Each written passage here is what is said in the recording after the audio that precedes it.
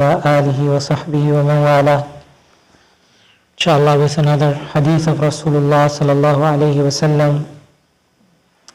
And this one that I would like to share with you tonight is related by Abdullah ibn Khubayb radiyallahu ta'ala anhu. قال خرجنا في ليلة مطيرة وظلمة شديدة نطلب رسول الله صلى الله عليه وسلم يصلي لنا.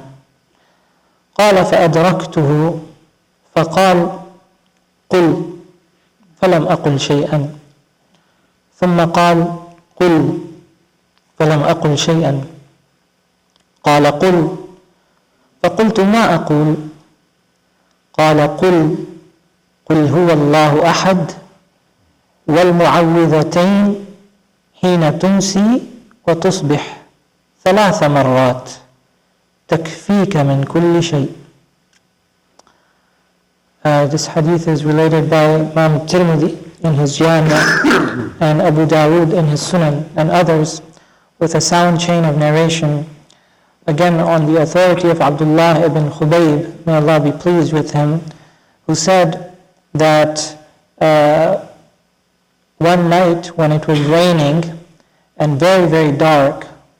Obviously in those days when it's raining, it's going to be cloudy. If it's going to be cloudy, there's going to be no moon, no stars, and of course there's no street lights. So it's going to be very dark. So on a night when it was raining and very dark, we went out looking for Rasulullah sallallahu alayhi wasallam so that he can pray with us. So he says that I found him and he said to me, say. So I didn't say anything. Then he said to me again, say. I didn't say anything. Then he said to me a third time, say. So I said, what should I say? So he said, say, قُلْ هُوَ اللَّهُ أَحَدٌ, and the mu'awwidatayn. Mu'awwidatayn is قُلْ أَعُوذُ بِرَبِّ الْفَلَقِ and قُلْ أَعُوذُ بِرَبِّ النَّاسِ. So say, قُلْ هُوَ اللَّهُ أَحَدٌ, قُلْ أَعُوذُ بِرَبِّ الْفَلَقِ, قُلْ أَعُوذُ بِرَبِّ النَّاسِ,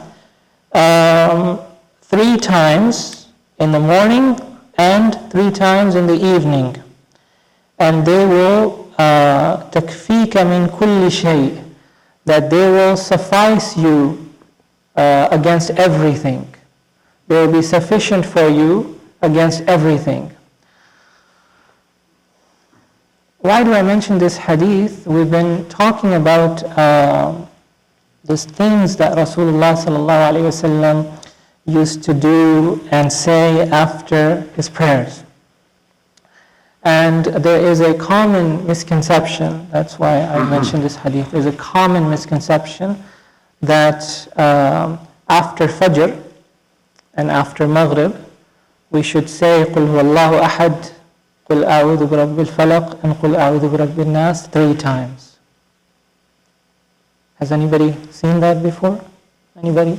On any chart or any book? Yeah, you find that sometimes in those charts that are hung in the masajid, as well as some very popular books, you find that you say قُلْ هُوَ اللَّهُ أَحَدٌ, قُلْ أَعُوذُ بِرَبِّ الْفَلَقِ and قُلْ أَعُوذُ بِرَبِّ النَّاسِ once after every salah, like we mentioned a few days ago. There's a hadith about that, that's authentic. After every salah to say it once. The Prophet ﷺ taught us that. But to say it 3 times after Fajr and after Maghrib, there is no text that teaches that. There's no text that teaches that. This is the text that I shared with you. And as you can see in this hadith, it says nothing about Fajr or Maghrib. It says in the morning and in the evening. Okay, so it's not connected to any prayer. This is not one of the adhkar of Salah. It's not connected to any prayer. It's connected to a time. So 3 times in the morning and 3 times in the evening. And what is morning and what is evening? There is some debate about that among the ulama, when the evening begins. Some say it's after sunset. Evening, masa, begins after sunset. Some say that. Others say no, it's actually after Asr. After the time of Asr comes in, that's when masa. The debate has to do with the language. It's a linguistic debate. The word masa in the Arabic language, evening, what did the Arabs mean when they said masa? Did they consider before sunset time to also be masa or not? Some of the ulama, they debate this issue. And inshallah, the correct opinion, Allah subhanahu wa ta'ala knows best, the correct opinion, inshallah, is that it's after Asr. So masa, evening, begins anytime after Asr, the Asr time. So that's the time, after Asr, any time.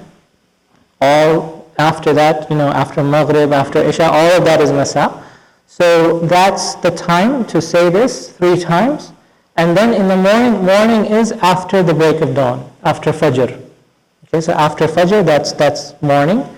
And you say that in the morning, inshallah. So 3 times in the morning and 3 times in the evening. It doesn't have to be after Maghrib. But if one wants to do that after Maghrib, that's okay also, inshallah. But the hadith is that 1 time after every salah and 3 times in the morning and 3 times in the evening. One more thing that I wanted to mention, just as a way of reminder for myself and you brothers and sisters, as etiquette of the masjid. It's etiquette of the masjid, especially Ramadan is coming, and this is something that becomes an issue in Ramadan, especially. Rasulullah sallallahu alayhi wasallam forbade us from coming to the masjid after we eat onions and garlic. He noticed at one point that there were people coming to the masjid and they had the smell of garlic, raw garlic and raw onions. Okay? So he told people, whoever eats those 2 things, let them not come close to our musalla. Let them, not come close to our place of prayer. And he also said that this is something that the angels also find annoying, in addition to human beings. And so from that, the ulama derive a general principle that we should not come to the masjid smelling bad. Any type of smell that is in our clothes, in our body, in our mouths, that disturbs others, that annoys others, that other people find repulsive, or that distracts them in their salah, we should either remove that smell, or if we cannot, then we don't approach the masjid. Okay, so keep that in mind, inshallah ta'ala. If we have cooked certain foods at home and that's all in our clothes, change those clothes before you come to the masjid so that people are not distracted by that. If you smoke, I advise you to stop smoking. First of all, if you smoke, please try to get rid of this habit. It's a bad habit. It's bad for your health, and it is something that is not permissible. According to the vast majority of the ulama, it is haram to smoke. According to the vast majority of the ulama, it is haram to smoke. And I know that it's not easy to give up, but it is possible to give up. I know it's not easy, but I also know that it is possible. And if you make an effort for it, inshallah, Allah will make it easy for you. Inshallah, you rely upon Allah subhanahu wa ta'ala, He will make it easy for you. But as you are trying to get rid of this habit, do not come to the masjid with your clothes and your hair and all of that, smelling the smell of smoking, because that disturbs the angels and that disturbs the musallin. This is part of the etiquette of salah, of the masjid. May Allah subhanahu wa ta'ala make it easy for us to live a life that is pleasing to Him subhanahu wa ta'ala. May Allah subhanahu wa ta'ala help us listen to the words of admonition and follow the best of them. وصل اللهم وسلم وبارك على سيدنا محمد وعلى آله وصحبه أجمعين. والسلام عليكم ورحمة الله.